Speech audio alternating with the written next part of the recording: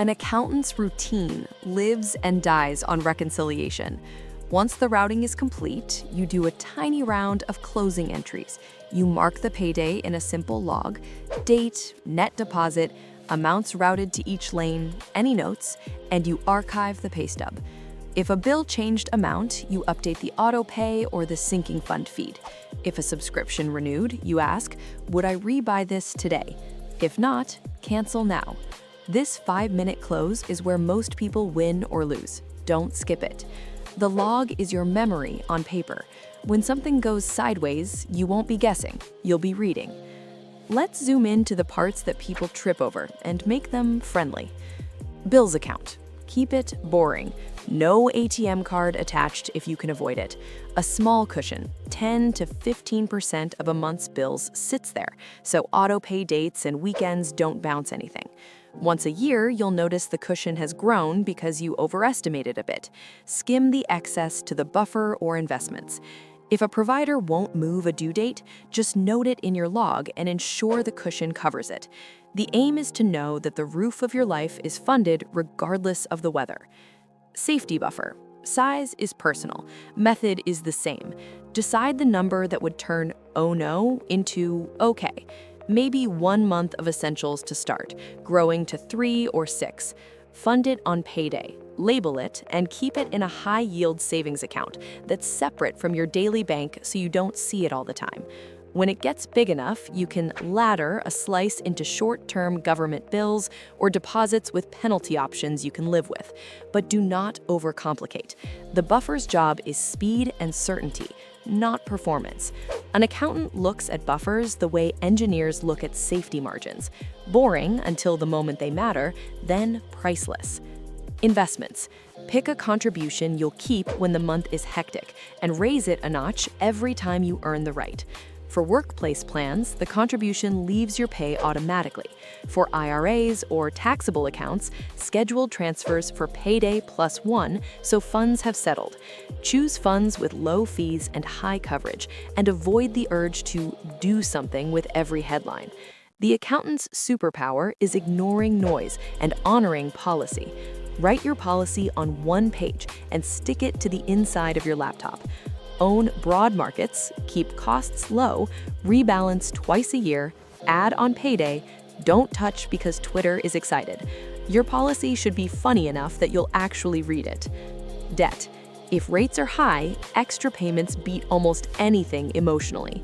If rates are low and fixed, you can afford to split your extra between debt and investments. Either way, you pay the minimums like clockwork out of the bills account, and you hit the target on payday automatically. If your lender allows multiple smaller payments per month without penalty, 2 hits each payday can reduce average daily balance a hair. Don't overthink it. Automate, celebrate zeros, and move on. Variable spending. The weekly card is your reality mirror.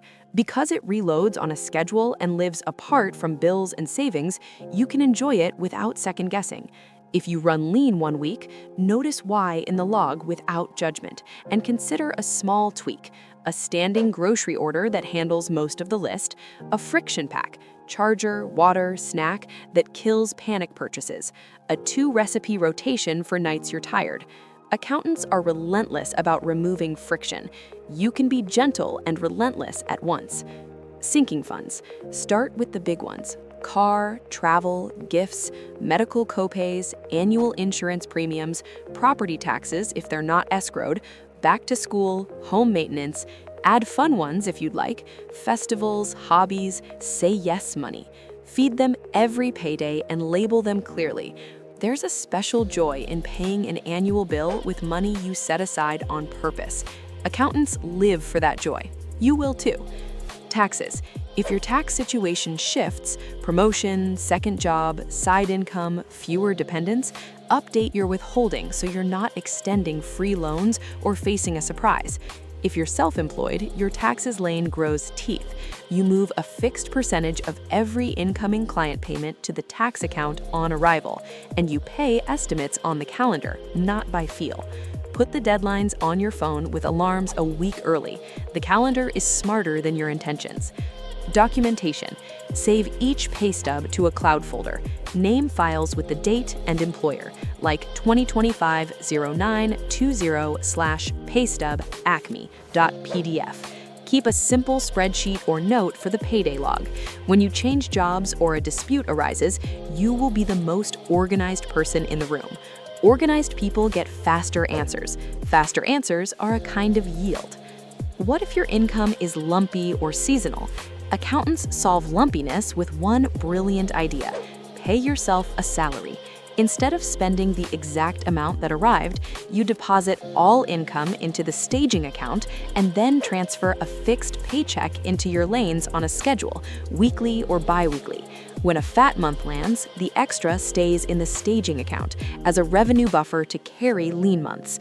Your lanes behave the same every period. Your brain relaxes.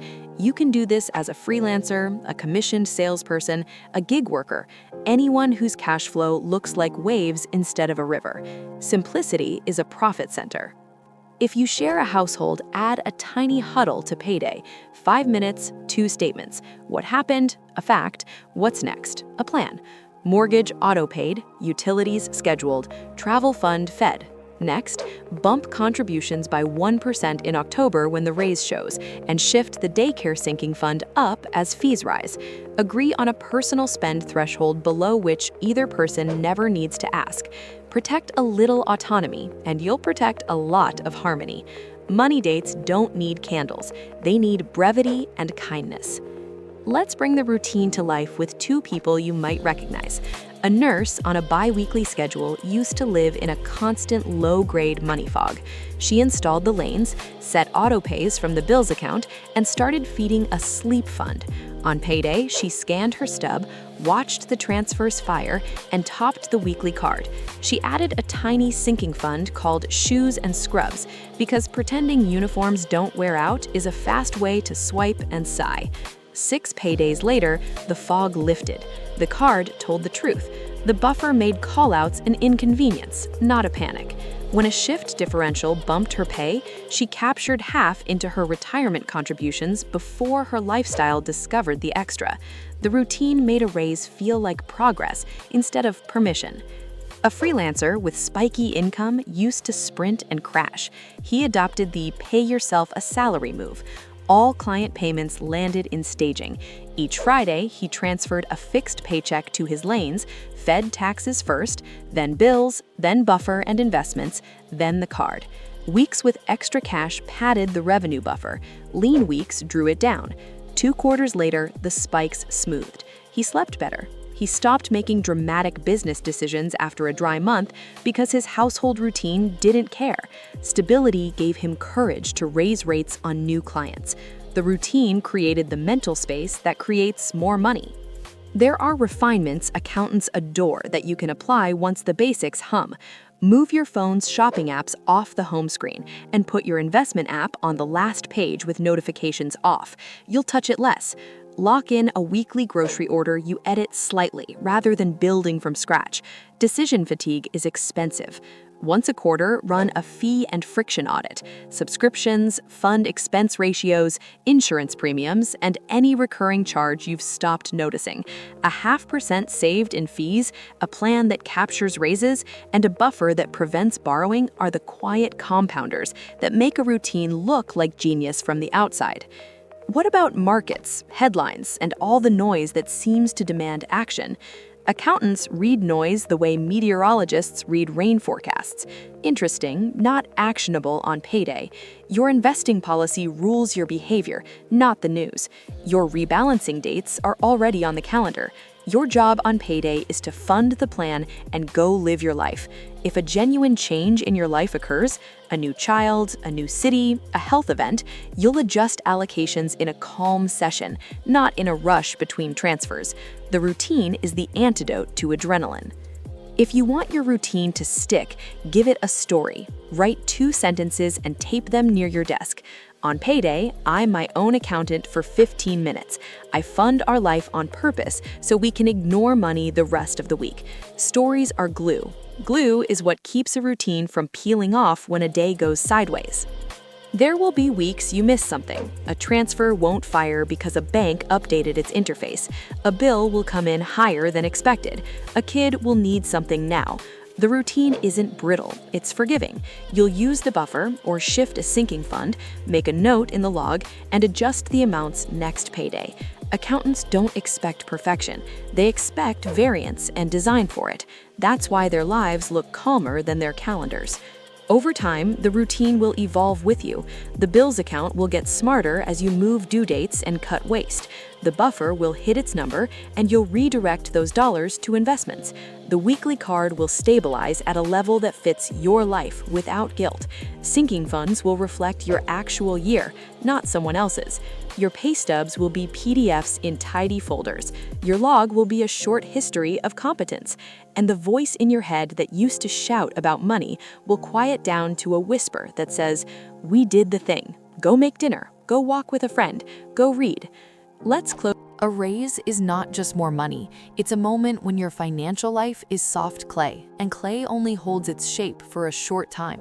The first pay cycle after a raise decides whether that new income compounds for you or disappears into nicer groceries, algorithmic ads, and a car payment you didn't mean to adopt. This episode is the routine I run every single time income steps up, whether it's a promotion, a cost of living bump, a bonus that turns into a higher on-target earnings number, or a side income stream that became real. It's practical, repeatable, and designed to capture the upside without strangling your joy. By the end, you'll have a choreography you can complete in a weekend and a way to keep lifestyle creep on a leash forever. Start with the feeling. A raise lands and your brain hums with relief. You imagine fixing everything that felt tight last year, and then your calendar does what calendars do. Meetings expand to take the new light in your week, errands bloom, we deserve it moments multiply, and by the third paycheck, you feel barely richer.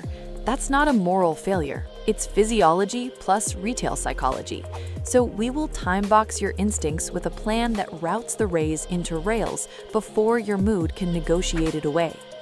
The routine begins a week before the first bigger paycheck. Open your banking app and name a quiet staging account you never swipe. That is the lake where income lands. Then, with a cup of something good, write down the old net pay and the new net pay, side by side, after taxes and benefits. The difference is your captured raise. If your compensation includes equity or commissions, estimate a monthly average and write that number in pencil. Clarity collapses anxiety. Once you can see the delta, you can tell it where to live. For the first 90 days, you will route the entire raise through a controlled on-ramp before lifestyle hears the news. I call it the 90-day quiet period. It isn't punishment, it's compounding prep. During those 3 months, every extra dollar above your old net pay goes to a small list of priorities that permanently raise your floor: your sleep fund, your ownership, your liabilities, and your calendar. The point is to use momentum while your habits are still flexible and your expectations haven't inflated. Begin with the sleep fund because margin is what lets you hold your remaining rules. If you don't have 1 month of essential expenses sitting in an account where you won't poke it, that is priority 1. If you do, climb toward 3 to 6 months based on your risk profile. More months if your income is variable, you have dependents, or your industry is cyclical. Align deductibles on your insurance policies to that balance. When emergencies become errands, you stop selling the future to pay for a Tuesday, and your raise can keep compounding quietly in the background. The second lane is ownership, which is just a grown-up word for assets that work while you sleep. On payday, set an automatic increase to your investments that matches a meaningful slice of the raise. If your employer matches retirement contributions, capture the full match before you buy anything with Accord. If your plan includes an employee stock purchase program with a real discount and reasonable holding period, size it sensibly and write a rule for what happens on sale so single company exposure never grows teeth. Use low-cost, broad index funds for the core, so the percentage you increase turns into enduring purchasing power rather than a new hobby. When raises default to ownership, wealth stops being postponed to a mythical future. Third comes liability repair. Put every minimum payment on autopay from a bills-only account during the first week of the month, so late disappears forever. Choose one target balance and increase the extra you send every payday by a fixed portion of the raise. Do not let the extra be a vibe. Make it a number and schedule it. If math motivates you, hit the highest APR first. If momentum motivates you, kill the smallest balance and roll the freed payment forward. The goal isn't to become debt-free in 90 days, it's to flip interest paid into interest earned without interruption, while your lifestyle waits its turn. Fourth is calendar design. A raise often coincides with more meetings, new responsibilities, and a stretch where your time feels least to other people's priorities. That's when good months become expensive months. Lock in a weekly logistics appointment, 10 minutes, same day and time, where you confirm that the increased transfers ran, the bills account is funded, any irregulars for the next 2 weeks are already sitting in named sinking funds, and one small joy is scheduled on purpose. The joy matters. Plans that ignore joy invite rebellion. A raise you enjoy deliberately is a raise you keep. Next, visit taxes and benefits. Paychecks change tax math. If your country uses withholding and allowances, adjust so April is a reconciliation, not a surprise. If you hold equity that vests during the year, map the withholding on a one-pager and pre-decide whether to top up estimated taxes quarterly. Revisit health, disability, and life insurance in light of the new income and any new dependents. With a higher salary, disability insurance becomes even more important because your earning power is the asset underwriting everything else. Beneficiaries deserve a review. Estate documents deserve a quiet appointment on your calendar. People avoid this because it feels like paperwork. Paperwork is what lets raises survive weather. Now conduct a gentle rebuy ritual. Subscriptions and polite recurring charges metastasize when incomes rise because convenience feels trivial against a bigger number. Once a quarter for the first year after your raise, read your recurring charges out loud and ask, would I buy this again today at this price? Pause or cancel anything that doesn't pass cleanly. Redirect those dollars into named sinks, tires and service, copays, gifts, December tickets. Freed money will drift back to fog unless you assign it a job with a name. The ritual feels silly. It also prints a raise inside the raise. Use the raise to make your week cheaper to run. Raises often trigger moves, cars, and new commutes that feel like rewards and behave like leashes. Instead, spend political capital on proximity. If relocation is on the table, choose a map that reduces commuting hours and increases walking distance to the places that power your week: work, school, parks, a grocery you like. If relocation isn't possible, redraw loops on paper. Adopt a 5-mile rule for essentials. Batch errands into 1 car day per week and keep a friction kit: water, snack, charger, bandage, small towel, a spare 20, so the detours that used to rent your wallet stop billing you. Proximity and preparedness are raises that nobody can claw back. Upgrades belong inside the plan, not in front of it. After the 90-day quiet period, pick one daily use upgrade you will enjoy every day: a chair your spine thanks you for, a pan that cooks instead of sticks, a mattress that lets you wake up. Upgrades that reduce friction make incomes more valuable. Upgrades that perform identity make posts and payments. Decide in advance what you're allowed to elevate and what stays put, and write those rules where your future self can find them the day after a celebratory dinner. If you receive equity compensation, treat it like radioactive kindness. It can light your nights and it can burn your plans if you hug it. Write a one-page equity policy before you grow attached to a ticker. It should say when you sell, usually as it vests, unless you have a real edge, how you handle withholding, the maximum percentage of your net worth you'll allow in any single name, and where the proceeds go once they hit your account. Equity can be a gift on paper that turns into anxiety if you let concentration sneak up while your salary lullabies you. A raise is when you're most tempted to drift. Paper is how you keep your hands steady. Your raise is not just a personal finance event, it's a career design moment. Open a note labeled Receipts/Outcomes. Raises now and raises later depend on your ability to present results as arithmetic, not adjectives. Anytime you do something measurable, dollars saved by a process you improved, errors prevented by a checklist you wrote, revenue generated by a launch you shipped, days shaved from a timeline, risk reduced by a better handoff, record it with numbers. Block a meeting 9 months from now with your manager and title it Value Review. In that meeting, bring receipts, propose next quarter outcomes, and trade them for scope, rate, or flexibility. Higher income is not a rumor, it's an agenda with numbers. The first pay cycle after the raise is where you test the choreography. Your paycheck lands in staging. On the same day, increased contributions leave for investments and the sleep fund. Week 1 drafts the bills, including every minimum debt payment from the bills-only account. The day after payday, tiny trickles fill sinking funds at a slightly higher rate, so December stops pretending to be an emergency.